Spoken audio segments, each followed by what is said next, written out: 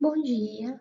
Hoje vamos estudar as principais causas de anemia e seu mecanismo fisiopatológico. A eritropoiese é um processo mediante o qual a célula vermelha se origina a partir de uma stem cell multipotencial que dá origem a células progenitoras e precursoras, resultando finalmente na maduração do eritrócito. Entre as moléculas envolvidas na maduração e o crescimento das hemácias, uma das principais é a eritropoetina, que ela é produzida no rim, nas células intersticiais, em resposta a determinadas condições, principalmente a hipoxemia. Ante uma situação deste tipo, se libera a eritropoetina, que ao mesmo tempo ela vai aumentar o crescimento, a diferenciação das hemácias, incrementando a circulação de células sanguíneas no plasma para melhorar a oxigenação tisular. A anemia é uma condição na qual o conteúdo de hemoglobina ou o número de glóbulos vermelhos no sangue está abaixo dos valores normais para idade, sexo ou atitude geográfica. Entre os principais mecanismos fisiopatológicos de produção das anemias está a diminuição da produção, o que acontece como resultado da deficiência de ferro, de B12, de ácido fólico ou em caso de insuficiência medular, tanto primária como secundária. Outro mecanismo importante é o incremento da destrução, que acontece em casos de causas congênitas, como são as hemoglobinopatias ou os defeitos de membrana, ou em condições adquiridas devido a uma anemia hemolítica autoimune ou infecções, outros quadros que incrementam a destrução das células vermelhas. Em relação com a classificação morfológica das anemias, temos as anemias microcíticas, onde existe uma diminuição do volume celular, e o caso mais típico é a deficiência de ferro.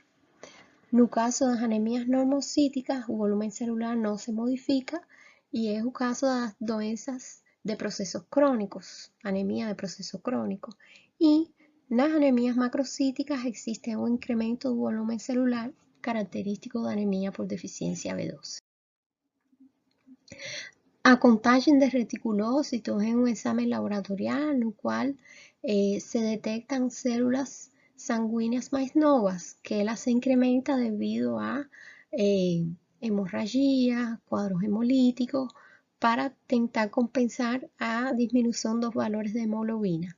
E estão disminuídos no caso das anemias carenciais ou anemia de causa medular.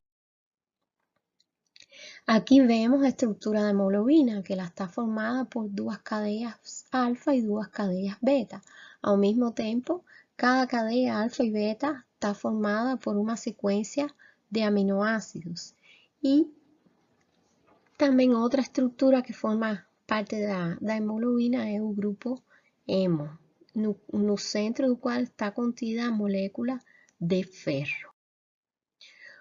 O ferro que está na hemácia armazenado em forma de ferritina, quando acontece a síntese proteica das cadenas alfa e beta no ribossomo celular, ele é incorporado através de um processo mitocondrial para finalmente sintetizar a hemoglobina. Como é que o ferro é incorporado ao organismo? Principalmente as fontes são os alimentos, as carnes vermelhas, os grãos e também as hemácias que já completaram 120 dias, elas sofrem um processo de lise, porque são células senescentes, e esse ferro contido no seu interior também é liberado à medula óssea para sintetizar novas células sanguíneas. E o ferro também se perde através da urina, das fezes, da descamação celular e através do processo menstrual. Como é que é absorvido o ferro dos alimentos?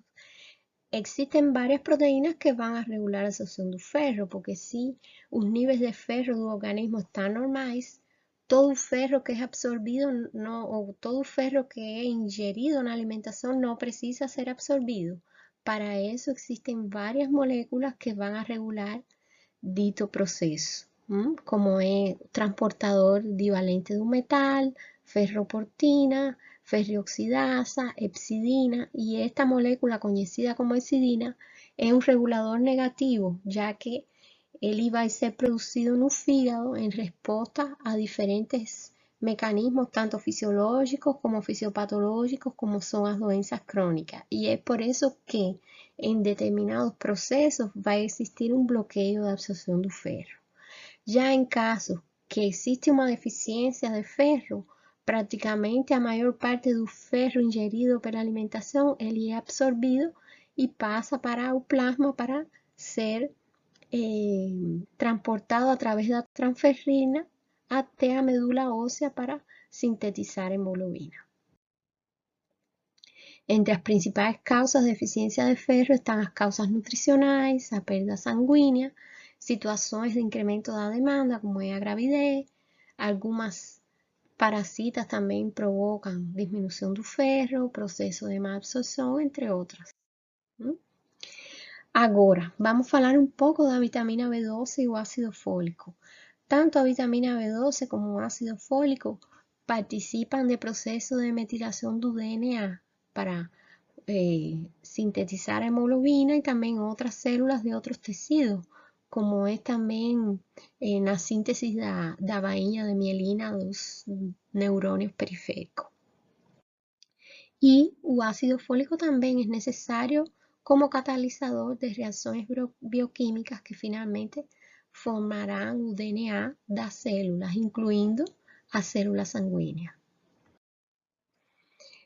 A vitamina B12 ela encontra-se em fontes principalmente de origem animal, como é carne vermelha, peixe, ovo, queijo, mas ela, para ser absorvida, ela vai precisar se unir ao fator intrínseco. Factor intrínseco, que es una molécula producida por las células parietales gástricas, y ella va a viajar junto con un factor intrínseco hasta el íleon terminal y ahí finalmente absorbida. No caso del ácido fólico, ele no precisa de ningún transportador, ele puede ser absorbido directamente. ¿Cuáles son las principales causas de deficiencia de vitamina B12 y ácido fólico? Primera, a disminución de digestión, como acontece en personas que son veganas o pacientes que pasaran por procedimientos como gastrectomía, cirugía bariátrica y algunas doenças como estrés tropical o doença de Crohn. También cuando existe alguna anomalía del factor intrínseco o parasitosis. Outro proceso que também é uma causa importante de anemia é a anemia dos processos crônicos. Neste caso, não existe, ou pelo menos não é evidente, uma deficiência nutricional. É uma anemia normocítica normocrômica que é frequente em pacientes hospitalizados e está relacionada com outros processos como neoplasia, infecções, doenças autoimunes e geralmente tem várias causas, é multifatorial. ¿Por qué se produce esta anemia de proceso crónico? Aquí va a existir una inhibición directa de eritropoiesis con disminución de la vida media de hemácia, va a existir un bloqueo en la utilización del ferro por la hemácia con una deficiencia relativa de eritropoietina. Todos esos factores hacen con que el proceso de eritropoiesis no se realice de forma adecuada, mismo existiendo estoques normais de ferro e de outras vitaminas. Agora vamos passar para outro grupo de causas importantes de anemia, que são as anemias aplásticas. Elas são divididas em aplasia pura da série vermelha, é um tipo de anemia que pode ser grave, no qual existe uma diminuição dos precursores das células vermelhas na medula óssea, con normalidad de los precursores de otra serie, como es leucócitos y plaquetas normales. Y vamos a diferenciar esta aplasia pura de serie vermelha da aplasia medular, onde vai existir uma pancitopenia moderada ou grave no sangue periférico e hipocelularidade da medula óssea. No caso da aplasia medular, vamos encontrar leucopenia e trombocitopenia além da anemia. Aquí tenemos varios ejemplos, por ejemplo, una aplasia pura da serie vermelha de forma aguda, que acontece na infecção por um vírus, que é o parvovirus B19, e exemplos de causas crônicas congênitas, como é a síndrome de Black-Van-Diamond, que é uma síndrome rara, e existem também causas adquiridas, que não são congênitas, mas são causas crônicas, dado diferentes doenças, como é um tumor do timo, lúpus, artrite reumatoide, leucemia linfóide crônica ou mielodisplasia, que vão atingir especificamente a série vermelha.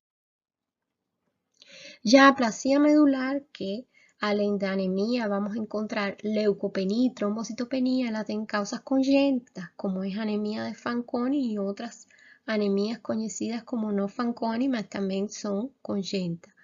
Y causas adquiridas debido a exposición a radiación ionizante, exposición a determinados químicos, fármacos o virus también, como es el virus de hepatitis C, que se relaciona con aplasia medular. Aqui citamos algumas causas congênitas de insuficiência medular. E no caso da aplasia medular adquirida, ela tem um mecanismo de produção bem complexo, porque na fisiopatologia, o papel dos linfócitos T, eles começam a produzir determinadas citocinas que são citotóxicas e podem provocar um dano das outras células. Também en pacientes que tienen histórico de tratamiento con agentes alquilantes o efecto de otros fármacos como cloranfenicol. Y el cuadro clínico aquí va a depender si es, por ejemplo, si predomina, va a prevalecer una trombocitopenia, también prevalecen los sangrados. En caso de leucopenia grave, ahí vemos infecciones y a diferencia de otros procesos como leucemias, aquí en este caso los ganglios linfáticos, fígado y vasos son normales.